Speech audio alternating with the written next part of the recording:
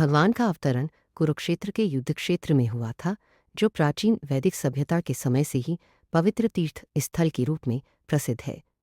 जब भगवान मानव जाति के उद्धार के लिए स्वयं इस पृथ्वी पर अवतरित हुए, तब उन्होंने परम तत्व से युक्त यह गीता का उपदेश दिया। धर्म क्षेत्र, जहाँ धार्मिक आचरण का पालन किया जाता है, शब्द अत्यंत महत्वपूर्ण है, क्योंकि कुरुक्षेत्र के युद्ध क्षेत्र में भगवान श्री कृष्ण अर्जुन के पक्ष में स्थित थे।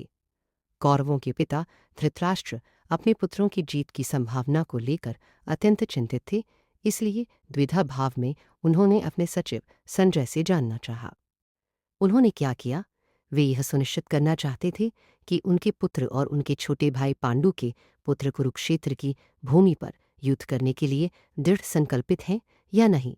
यद्यपि उनका प्रश्न अत्यंत तात्पर्यपूर्ण था, वे यह जानना चाहते थे कि पांडवों और कौरवों के बीच कहीं कोई आपसी समझौता तो नहीं हुआ, क्योंकि उन्हें आशा थी कि युद्ध में उनके पुत्रों की विजय सुनिश्चित हो।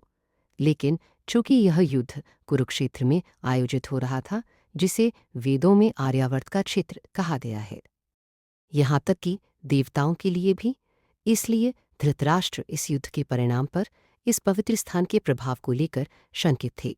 वे भली भांति जानते थे कि अर्जुन और पांडु के अन्य पुत्रों पर इस पवित्र स्थान का मंगलमय प्रभाव पड़ेगा, क्योंकि वे सभी अत्यंत धर्मपरायण थे। संजय वेदव्यास के शिष्य थे, इसलिए वे व्यासदेव की कृपा से धृतराष्ट्र के महल में बैठकर भी कुरुक्षेत्र के युद्ध क्षेत्र को देख पा रहे थे। अतः धृतराष्ट्र ने उनसे युद्ध क्षेत्र की स्थिति के विषय में जिज्ञासा प्रकट की। पांडव और धृतराष्ट्र के पुत्र एक ही परिवार से थे, किंतु धृतराष्ट्र का मनोभाव यहाँ प्रकट हो गया है।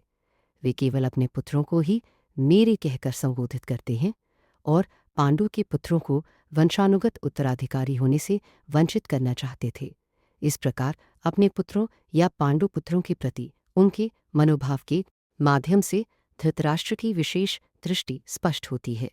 जैसे धान के खेत में बीज बोने पर फल प्राप्त होता है, ठीक उसी प्रकार इस चर्चा की शुरुआत से ही यह आशा की जा सकती है कि कुरुक्षेत्र के धर्म क्षेत्र में, जहाँ धर्म के जनक श्री